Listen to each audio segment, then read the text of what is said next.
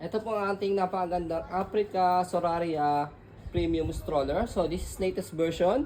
Good for newborn, adjustable for fully reclined, approximately up to 3 to 4 years old. Depende pa po yan sa laki at timbang ng baby po ninyo. Okay? It's already washed and ready to use. Wala po itong faded, wala siyang discoloration. Okay? So full canopy po ito. Lockable sa kanyang side. High-seated. Okay? And then reversible, adjustable po yung kanyang handle. A4 cast na rin po yung kanyang gulong. Okay? And then, I think, same din po ito, aluminum yung kanyang body frame. Ali yan. Okay? So, sa mga premium stroller kasi ni Africa, nasa 40,000 plus, aluminum yung body frame po niya. Ito po yung details po niya one by one. So, unahin natin yung kanyang canopy. Ayan. So, may mga design siyang ganito. Ayan. Tapos yung peekaboo niya, yung loob, kulay sky blue. Ayan. Okay? And then, lockable sa side. Ito po yung kanyang sitting position. So, meron po sa newborn pad sa head and body. Extra pad, meron na rin po yan. No need to buy na po ulit.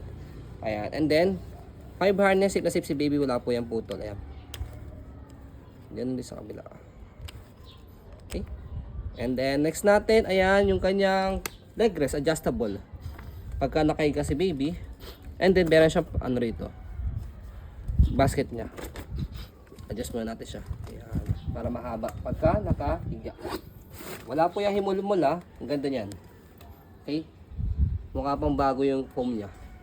Front handle may pad. Press nyo lang po dito. Paglalagay, tatanggalin si baby. Ayan. Okay. So, next natin, pakita natin yung kanyang footrest. Tapakan ng paa. And then yung gulong niya. Okay. And then body frame po niya sa kabilang side. Ayan.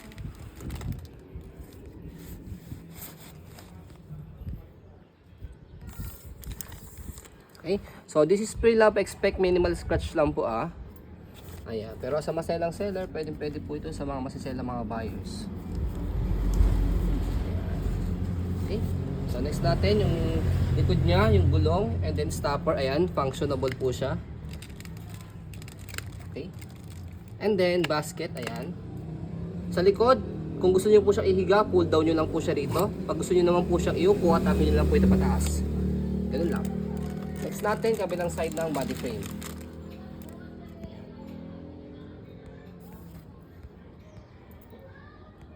So, next natin sa kanyang handle. So, sa handle niya, ayan, meron na siyang kasama 2 pieces bag hook. Ayan, wala naman siyang tear. Okay, and then adjustable pa po siya. Meron kayo makikita ang button dito, left and right. Adjust lang po siya, depende po sa laki na magtutulak. Okay? So, next natin, ayan. So, kapag i-reverse siya, as you can see, yung gulong sa harapan nag-swivel. Ayan.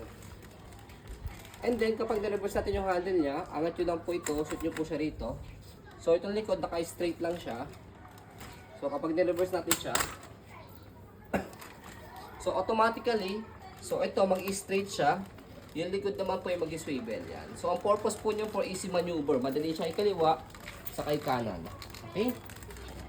So, this is lightweight stroller. Around 6 to 7 kg lang po si Africa Soraria. 8 kg ba? 8 kg pala. Okay? Yung mga luksana pala yung mga 6 kg lang.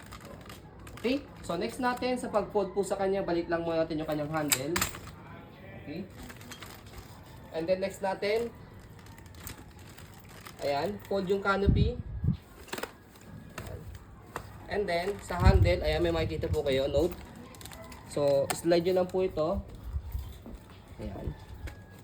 So, ayan. So, kailangan naka-unlock siya. Ito, red, press yung ilalim. Tapos, angat yung likod and then pull down. Ganun lang. Kapag in-open, naka-unlock siya. Hindi nyo naman isi-switch na yan. Press nyo yung ilalim, tapos bubukod nyo lang siya. So, one hand fold, one hand open. Kapag nakabisado nyo na po siya. Okay? So, yan po ating napakagandang Africa Soraria. As you can see, very details po kami sa aming po pag-video. Kasi amin siya policy, no refund, no exchange. What you see is what you get. So, sa mga nagpapahanap sa amin ng gentong model, Africa Soraria, ayan, meron tayong available na isa. Message nyo lang po kayo agad po.